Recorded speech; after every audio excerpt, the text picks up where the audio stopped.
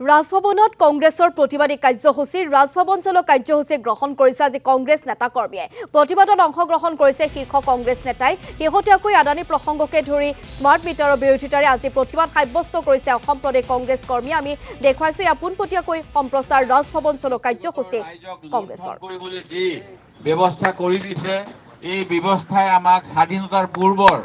East India কোম্পানীৰ চৰকাৰখনলৈ মনত পেলাই দিয়ে আৰু এই ইষ্ট ইণ্ডিয়া কোম্পানীৰ চৰকাৰখনক উফৰাবলৈ মহাত্মা গান্ধীৰ নেতৃত্বত জাতীয় কংগ্ৰেছে যেনে ধৰণেৰে গণ আন্দোলন কৰিছিল সেই কথা আমি সকলোৱে জানো আৰু বৰ্তমান সময়ত দেশৰ স্বাধীনতাৰ ৭৫ বছৰ হোৱাৰ পিছতো আজি কংগ্ৰেছে দেশৰ সাধাৰণ নাগৰিকৰ স্বাৰ্থত সেই একেই ভূমিকা ল'ব লগা হৈছে সংবিধান থকাৰ পিছতো আমি যি কাম কৰিব লগা হৈছে এয়া আমাৰ দেশৰ সাধাৰণ ৰাইজৰ বাবে আমাৰ দেশখনৰ প্ৰতি অতি এটা দুৰ্ভাগ্যজনক ঘটনা বুলি আমি অভিহিত কৰিব লাগিব কাৰণ সংবিধান ৰক্ষাৰ নামত যিসকলে শপত ল'লে তেখেতসকলে প্ৰতি খোজতে সংবিধান উলংঘা কৰি একমাত্ৰ তেখেতসকলৰ ঘনিষ্ঠ পুঁজিপতিসকলক কেনেধৰণে লাভান্বিত কৰিব পাৰি তাৰ বাবে অহৰ্নিশে চেষ্টা চলাই আহিছে আৰু ইয়াৰে স্পষ্ট উদাহৰণ যোৱা সময়ছোৱাত আমাৰ নেতা ৰাহুল গান্ধীয়ে বিভিন্ন মঞ্চত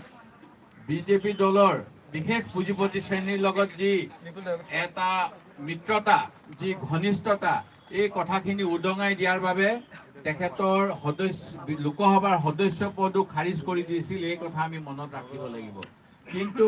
কংগ্ৰেছ দলক ৰাইজৰ কাষৰ পৰা তেওঁলোকে আঁতৰাব নোৱাৰে তাৰ বাবে যিমান এই প্ৰস্তাৱ নলওক কিয় আজি আমেৰিকা যুক্তৰাষ্ট্ৰত আদানী আৰু তেওঁৰ হাংগুপাংগুসকলক সেই দেশৰ ন্যায় ব্যৱস্থাই দোষী সাব্যস্ত কৰিছে ভাৰতবৰ্ষৰ কেতবোৰ ৰাজনৈতিক আৰু চৰকাৰী বিষয়াক ঘোষ দি পেলাই ভাৰতবৰ্ষত তেওঁলোকে ব্যৱসায় বৃদ্ধি কৰিব বিচৰাৰ বাবে যিটো সংবিধান বহিৰ্ভূতভাৱে কৰিছে দেশৰ নীতি নিয়মক জলঞ্জালি দি কৰিছে আনকি যি আমাৰ ট্ৰেন্সমিশ্যন হয় ইলেক্ট্ৰিচিটি সেই ক্ষেত্ৰত এই আদানীৰ কোম্পানীসমূহক বিশেষ ৰেহাই দিয়াৰ ব্যৱস্থাও ভাৰত চৰকাৰে কৰিছে যিটো একমাত্ৰ পুঁজিপতিৰ স্বাৰ্থত কৰিছে আৰু অসমৰ ক্ষেত্ৰতো যি স্মাৰ্ট মিটাৰ প্ৰৱৰ্তন কৰা হ'ল সেই স্মাৰ্ট মিটাৰসমূহ ভাৰত চৰকাৰৰ যি প্ৰথম কোৱা হৈছিল কেন্দ্ৰীয় চৰকাৰ অথবা ৰাজ্য চৰকাৰৰ কাৰ্যালয়ত দিয়া হ'ব তাৰ পিছতহে দেশৰ নাগৰিকক সাধাৰণ ৰাইজৰ ঘৰত দিয়া হ'ব সেই নীতি নিয়ম উলংঘা কৰি আদানীক ধনী কৰিবলৈ আমাৰ অসম চৰকাৰে সাধাৰণ ৰাইজৰ ৩৫% ঘৰত লগালে যিটো ভাৰতবৰ্ষৰ কোনো ৰাজ্যত হোৱা নাই আৰু এতিয়াও তেওঁলোকে এই ক্ষেত্ৰত নীতি ঘোষণা কৰা নাই যি সময়ত গুজৰাট মহাৰাষ্ট্ৰ আদি ৰাজ্যৰ বিদ্যুৎ যোগান ব্যৱস্থাই সেই স্মাৰ্ট মিটাৰ সাধাৰণ নাগৰিকৰ ঘৰত নলগাওঁ বুলি দায়বদ্ধতাৰ ইংগিত দিছে কিন্তু অসমত তেনে আমি কোনো কাম কৰা মুখ্যমন্ত্ৰী মহোদয়ক দেখা নাই অনুৰূপ ধৰণেৰে আদানীৰ ঘনিষ্ঠ আজুৰ পাৱাৰ কোম্পানীক আমাৰ সাধাৰণ জনজাতীয় কৃষক যিসকলৰ ভূমিৰ অধিকাৰ ৰায়তী আইনত নিশ্চিত হৈ আছিল সেই ৰায়তী আইন উলংঘা কৰি মিকিৰ বামুণী গ্ৰাণ্টত আজুৰ পাৱাৰ কোম্পানীক সোলাৰ প্ৰজেক্ট দিয়া হ'ল যাৰ প্ৰতিবাদ সেই সময়ত কৰা হৈছিল আমিও কৰিছিলোঁ কিন্তু তাৰ বিষয়ে কোনো তদন্ত মুখ্যমন্ত্ৰী মহোদয় অসম বিধানসভাত অভিযোগ দিয়াৰ পিছতো হোৱা নাই আৰু এনেধৰণেৰে যিখিনি জনবিৰোধী নীতি কৰি আছে তাৰ বাবে আজি এই প্ৰতিবাদ আৰু আপোনালোক সকলোৱে ইয়াত উপস্থিত হোৱাৰ বাবে ধন্যবাদ জনাই মোৰ বক্তব্য সামৰণি মাৰিছোঁ জাতীয় কংগ্ৰেছ জিন্দাবাদ মাননীয় বিৰোধী দলৰ দলপতি দেৱব্ৰত শইকীয়া ডাঙৰীয়াক ধন্যবাদ জনাইছো এতিয়া আপোনালোকৰ উদ্দেশ্যে ভাষণ ৰাখিব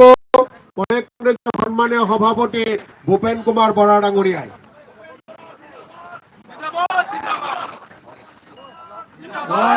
পোনপ্ৰথমে আমাৰ এই ৰাজভৱন চলো কাৰ্যসূচীত ভাগ ল'বলৈ যিসকল ৰাইজ গছৰ ছাঁ লৈ পেলাই ৰৈ আছে মই সকলোকে ওচৰ চাপি আহিবলৈ আহ্বান জনাইছো বেলেগে বেলেগে থাকিলে যুদ্ধ শক্তিশালী নহ'ব সকলো গোট খাওক এইফালে বাওঁফালে গছৰ ছাঁত যিসকল ৰৈ আছে সকলোকে মই ওচৰ চাপিবলৈ আহ্বান কৰিছো কাৰণ বহুতে দেশৰ কাৰণে তেজ দিছিলে বহুতে দেশৰ কাৰণে জীৱন বলিদান দিছিলে আজি পুহমহীয়া ঠাণ্ডাত আমাৰ কপালৰ ঘামেৰে আমি অসম মাতৃৰ চৰণ ধুৱাব লাগিব আমি ৰাজভৱন গৈ পাব লাগিব। গতিকে ঠাণ্ডাত জিৰাব লাগে, সকলো আগবাঢ়ি আহক। আজি আমাৰ অসম প্ৰদেশ কংগ্ৰেছ কমিটিৰ উদ্যোগত এই ৰাজভৱন ঘেৰাও কাৰ্যসূচীত যোগদান কৰিবলৈ উপস্থিত থকা অসম বিধানসভাৰ বিৰোধী দলপতি শ্ৰীযুত দেৱব্ৰত শইকীয়া ডাঙৰীয়া, অসম কংগ্ৰেছৰ মাননীয় কাৰ্যকৰী সভাপতি শ্ৰীযুত জাকিৰ হুছেইন চিকদাৰ ডাঙৰীয়া। আমি এই পৰিৱেশ আপোনালোকক পৰৱৰ্তী সময়ত দেখুৱাই যাম পোনপটীয়াকৈ। বৰ্তমান সময়ত ইয়াত দেখুৱাইছোঁ কংগ্ৰেছৰ প্ৰতিবাদী কাৰ্যসূচী ইতিমধ্যে আৰম্ভ হৈছে। ৰাজভৱন চলো কাৰ্যসূচী আজি তেখেতসকলে গ্ৰহণ কৰিছে আৰু শেহতীয়া কেইটামান প্ৰসংগলৈ, বিশেষকৈ আদানী প্ৰসংগ সমান্তৰালকৈ স্মাৰ্ট মিটাৰৰ বিৰোধিতাৰে আজি প্ৰতিবাদ সাব্যস্ত কৰিছে অসম প্ৰদেশ